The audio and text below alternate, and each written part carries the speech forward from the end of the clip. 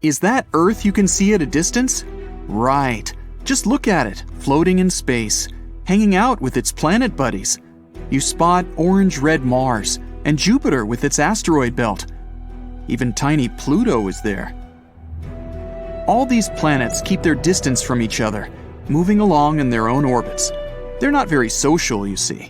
But that's a good thing. It would cause nothing but trouble if they started to bump into each other.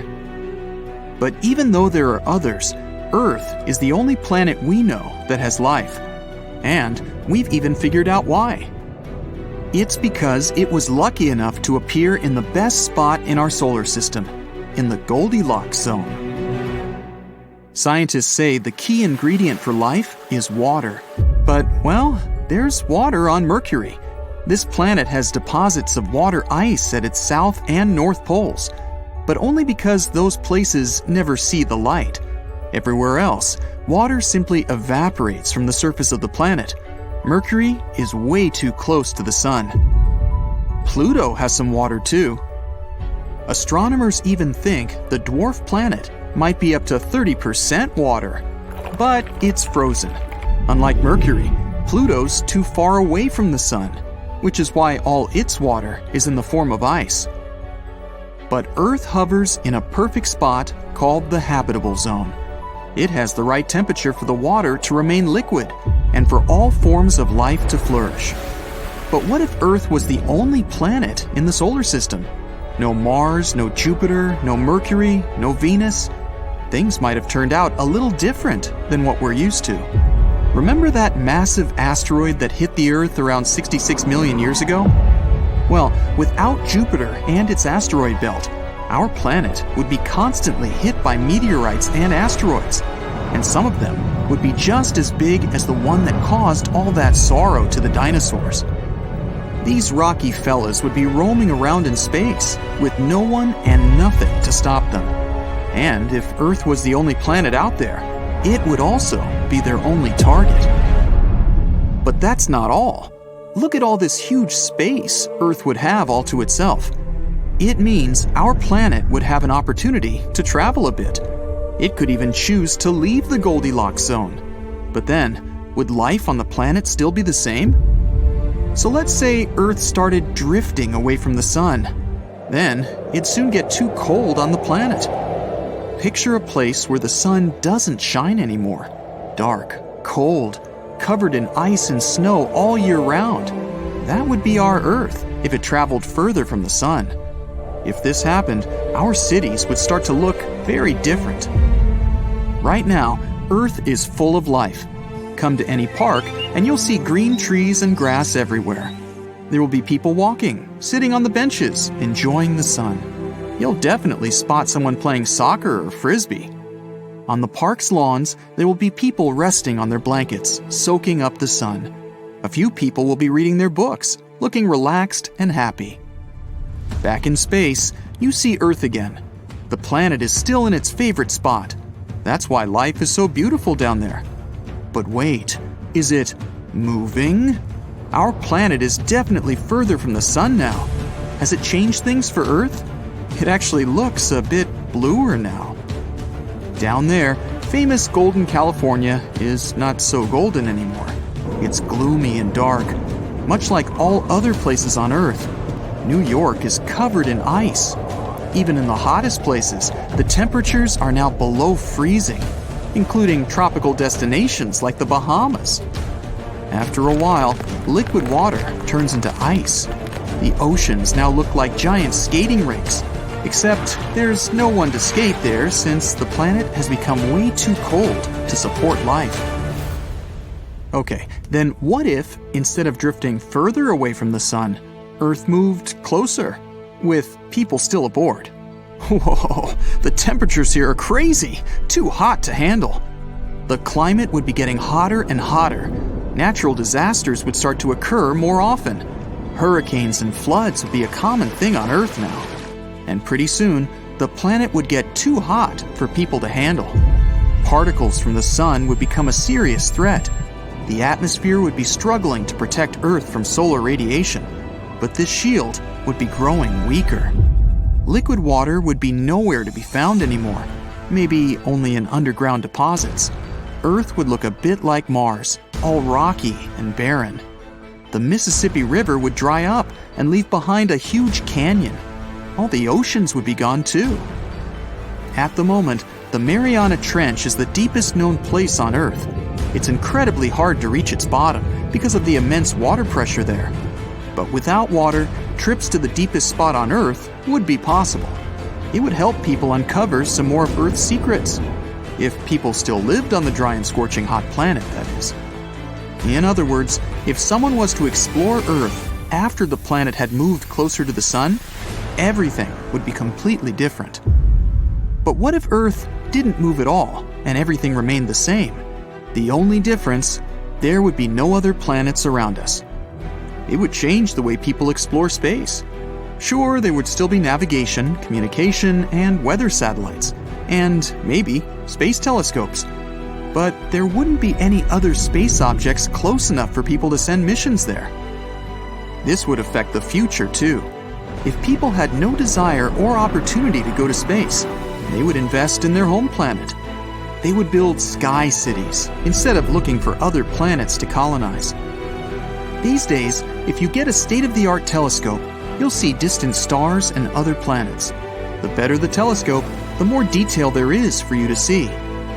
But with no other planets out there, the picture of space wouldn't be so exciting.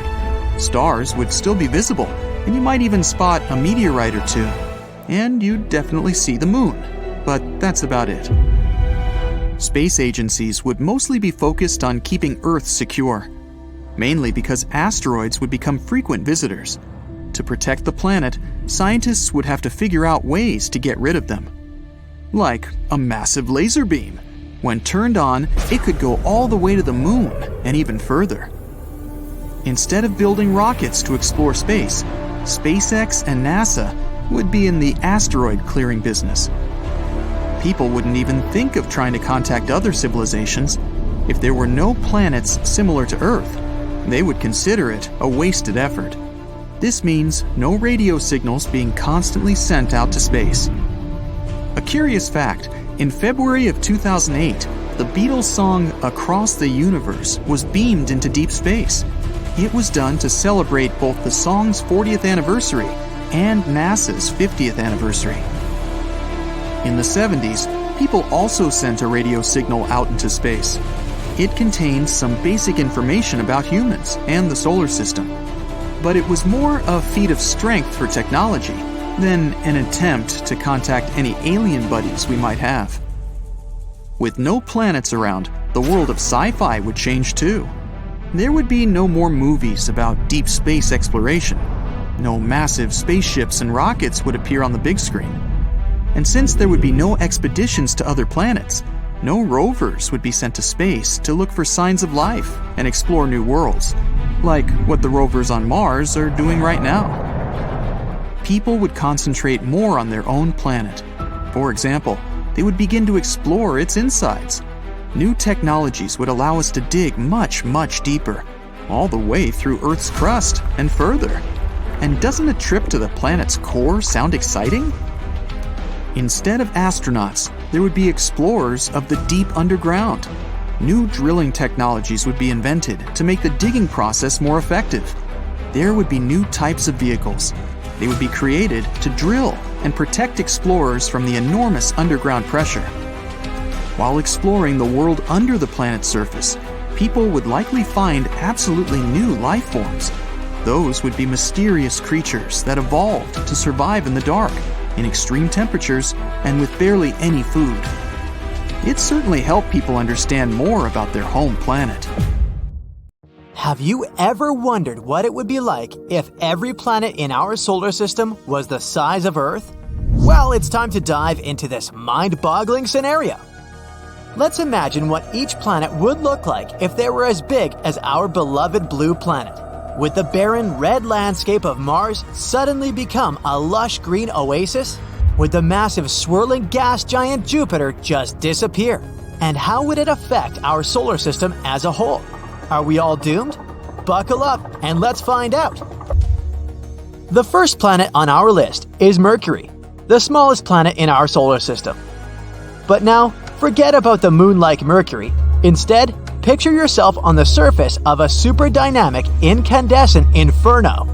There are a lot of craters and active volcanoes around you, and right in front of you is a huge, blinding bright sun. What a nightmare! But let's break these changes down. Well, along with the size of Mercury, both its mass and gravity would increase. In that case, it's possible that Mercury would have more atmosphere.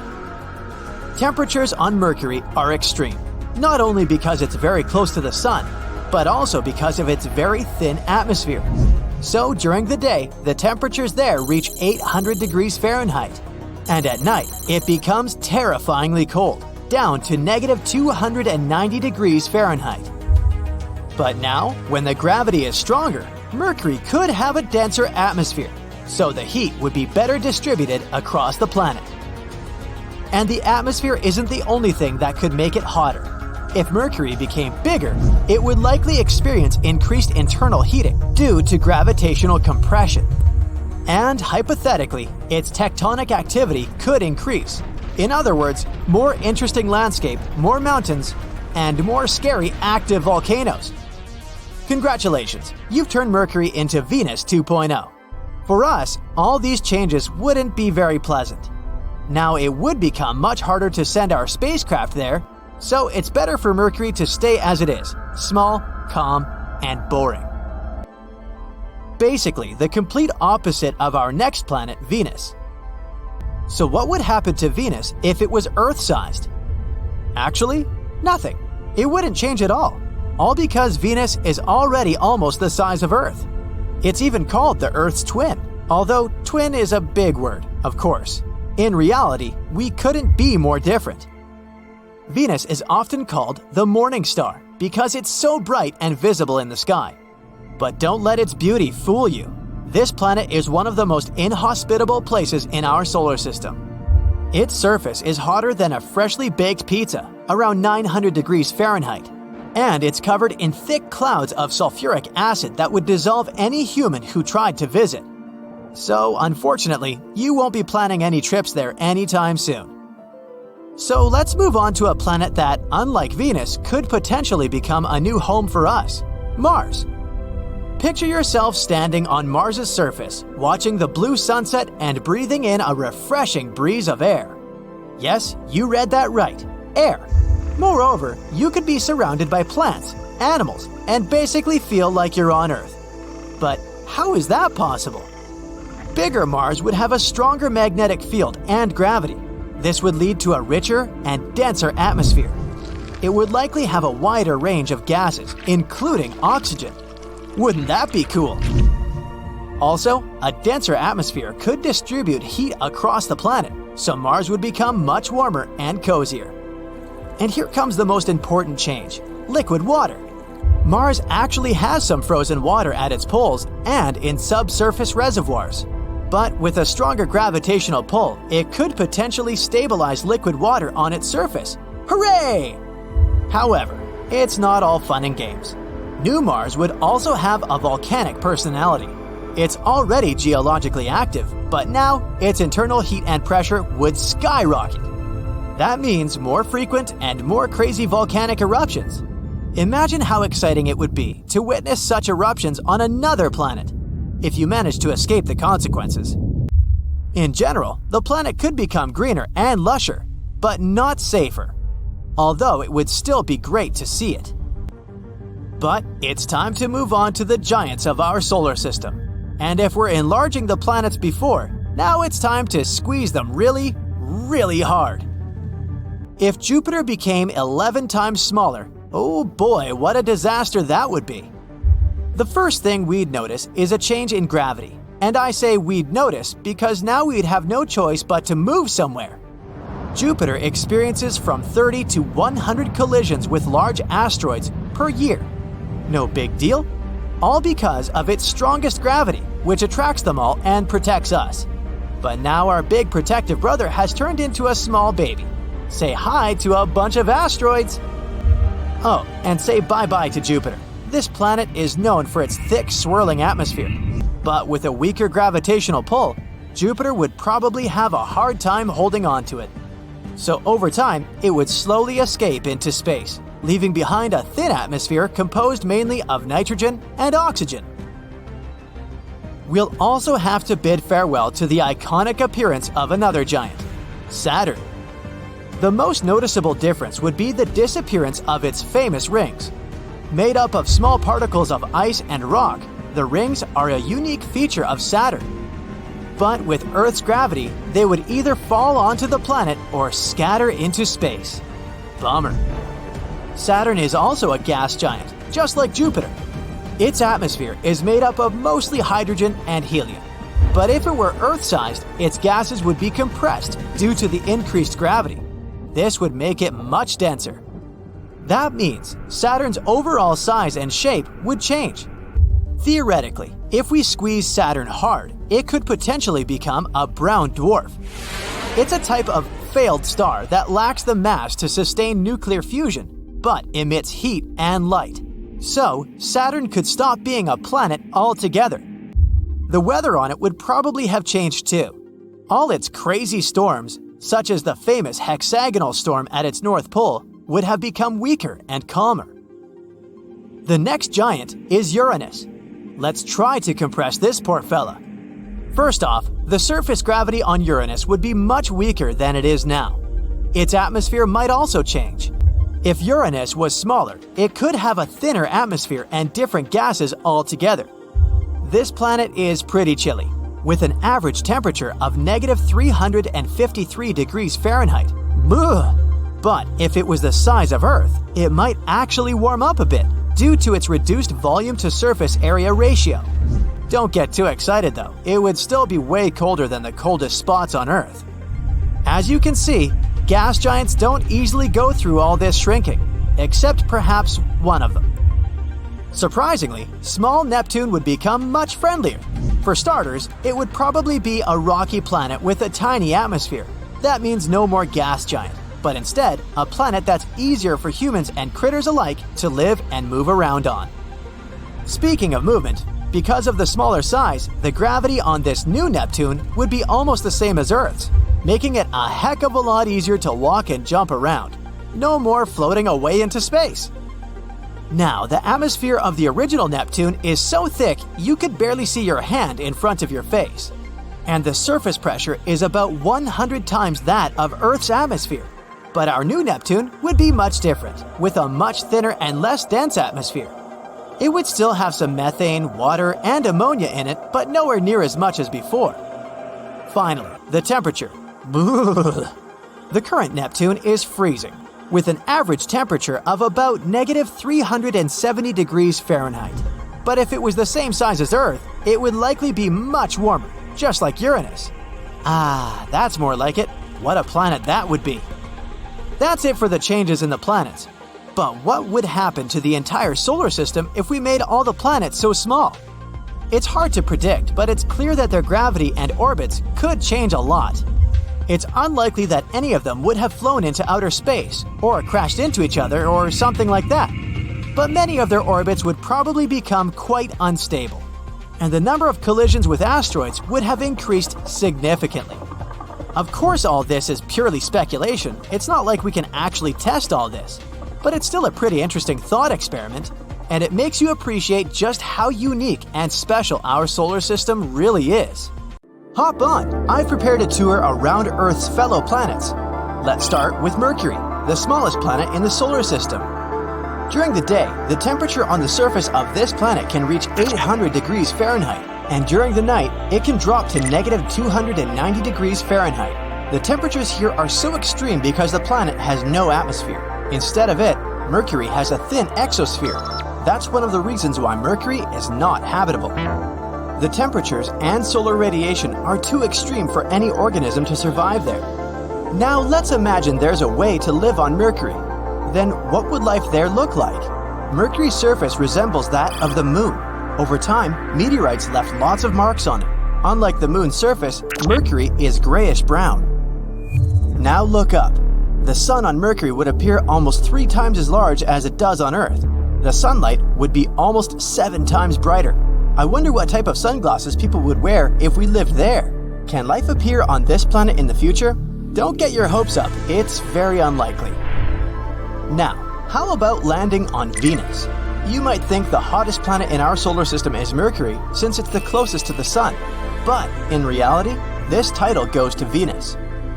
What is it that makes Venus boil? The biggest reason is its atmosphere. It's made up almost entirely of carbon dioxide.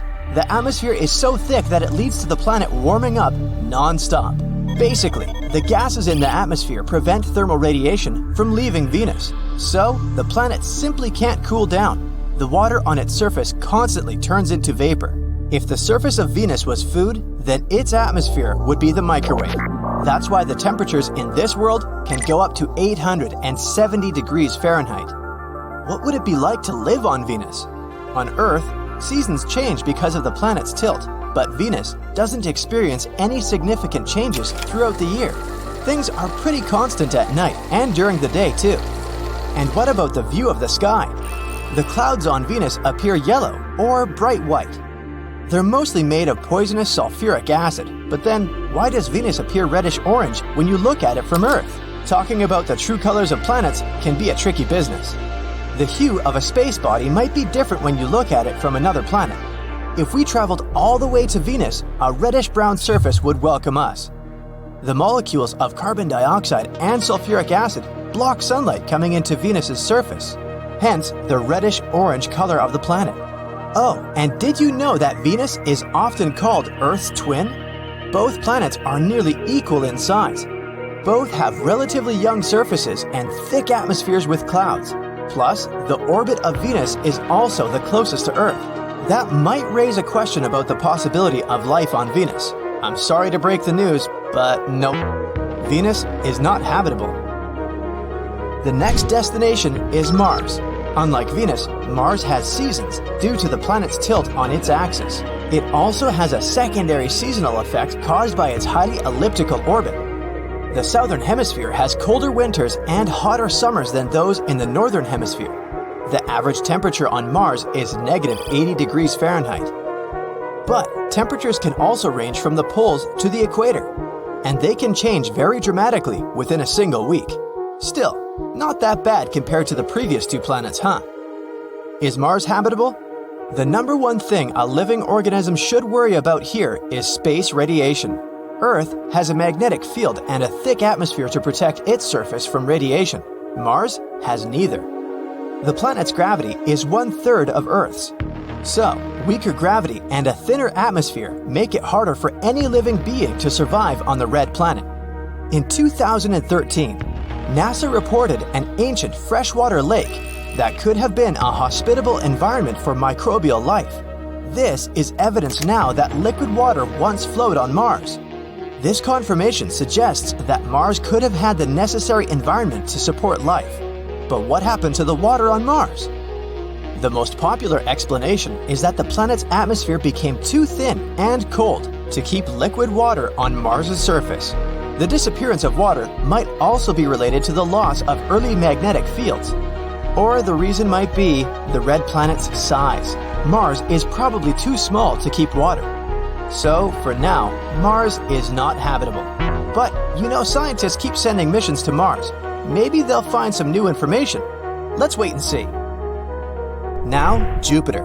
Have you ever wondered what it might be like to live on the biggest planet in our solar system? Jupiter's environment is an unlikely place to support life. The temperatures on this planet and its composition are too extreme for any organisms to appear there. Jupiter has layers of gas, mostly hydrogen and helium. These gases fill the entire planet. Quite literally, there is no solid surface on the planet. Gases go all the way to the core, below the surface. They become liquid and turn into plasma because the atmospheric pressure there is way more intense than any place on Earth. To put it into perspective, an organism on Jupiter has to resist 1,000 times more atmospheric pressure than it would on Earth. Can a living being survive in such conditions? Unlikely. Jupiter is completely uninhabitable. But hey, have you heard that its moon Europa might be a possible habitable zone? Change of scenery. Saturn. It's the second largest planet in our solar system. Like Jupiter, Saturn is a gas giant ball mainly consisting of hydrogen and helium. What about temperatures on Saturn? It's freezing. Plus, there are extremely powerful winds there. The winds in Saturn's upper atmosphere reach the speed of 1,600 feet per second. Let's compare them to storms on Earth to have a better understanding. The strongest hurricane ever recorded on Earth was moving at 350 feet per second. So the answer to the question, is there life on Saturn? Seems pretty obvious. Life, as we understand it, doesn't exist there. The next stop is Uranus, one of the largest ice giants. Uranus's atmosphere is dominated by ice, but it's not the only reason that causes the planet's blue color. It's also the methane in the atmosphere. It absorbs red light and reflects blue. The same goes for Neptune. Uranus is the coldest planet in the solar system. The temperatures there can be as low as -371 degrees Fahrenheit. Life on Earth needs sunlight to get energy, but there's nothing on Uranus that can produce any energy for life forms to thrive. The bottom line is Uranus doesn't have the environment to sustain life. Heading for Neptune, the second ice giant. What is there on the planet furthest from the Sun? Obviously, it's incredibly chilly. There's neither a source of energy that bacterial life can exploit, nor a source of liquid water. Currently, scientists believe it's unlikely to find life on Neptune because of such unfriendly conditions. So, what makes our planet so livable? And I'm not just talking about human life, I mean any living organisms, even microbes. Life requires very special conditions to exist. All living beings need some sort of food, water, and the right temperature to develop. The atmosphere is a vital element. Humans, for instance, need oxygen to breathe, and they can only survive in temperatures that aren't extremely hot or cold. Another thing is gravity. All the other planets I've mentioned don't have exactly the same conditions as Earth. Life there would probably be different than what we have here. All living beings on Earth have adapted to our atmosphere, and life forms elsewhere would need to be able to survive in that planet's conditions. That's it for today. So hey, if you pacified your curiosity, then give the video a like and share it with your friends. Or if you want more, just click on these videos and stay on the bright side.